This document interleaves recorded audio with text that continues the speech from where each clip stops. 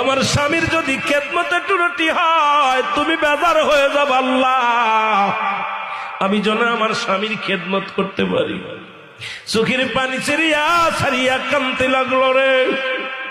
এই মুসলমান স্বামীকে বলে, স্বামী রে আপনি তাঁবুর মধ্যে থাকেন, আমি যাই গ্রামে যে কিছু আনতে পারি কিনা। স্বামীকে ওই তাঁবুর মধ্যে রেখে কুড়ে ঘরের মধ্যে রেখে গ্রামে যায় কাজ করতে।